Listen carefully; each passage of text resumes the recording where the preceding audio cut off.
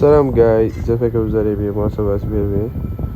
Bon gars yi tey dañu ñëw ci beneen vidéo tey nag dama leen wax ni jouer ak 4-2-1-3 en fait carrément boo xamante ne ñu bëri xam nañ ko ñu bëri bëgg nañ ko mën a jouer te des fois dañ ci am ay problème ay lacunes en fait voilà pour mën cee jouer nag voilà foog nga def ci man pour man sama xalaat yi tout style de jeu moom contre attaque lay def contre rapide mooy tax sa jeu bi ay transition lay nekk comme Liverpool rek nu muy tegee tout boo leen bëggee am carrément bi nag da ngeen di dem mooy Afrique ngeen dem voilà Zambie ngeen tànn mooy tànnee Zambie di ngeen am bu mel ni teg voilà bu gars yi classement bi dafa nekk classement boo xamante ne si man milieu offensif bi ni ngeen gis ak 3 attaquants yi ñoo fi voilà ñooy joueur de base yi surtout ailier boo yoree ay ailier yu capable de dribbler voilà gaaw am vitesse wala des fois sax mën nañ centre voilà centre mooy kay tout ak milieu terrain yoo xamante ne voilà passe une touche dañuy jouer tout moo tax mais li gën a important mooy classement bi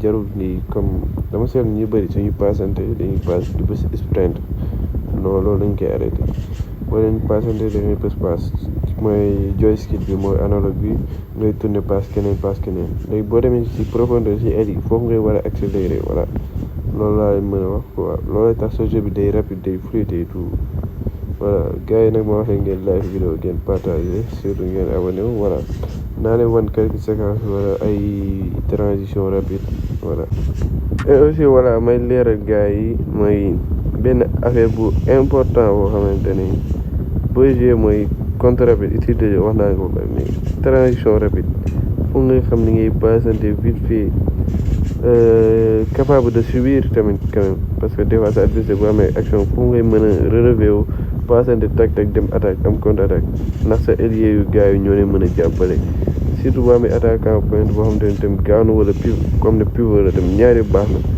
koo si teg ba xam dina mën a passe excentré wala moom dina mën a jël profondeur de balle dem di dugalee tout mais fii nii naa leen wan dans la suite voilà quelques actions yoo xam ne ay transition rapide la dem dugal affaire yooyu voilà ngeen xool bu baax ni may passante sans la sprint bi voilà ngeen jéem gaa comprendre aussi parce que loolu mooy tax sa jeu gën a rapide sa jeu gën a fluide te loolu tamit naa si indi leeral bu graaw naa si def vidéo voilà expliquer gars yi ni ñuy jouer ak loolu voilà et tout jaajëf.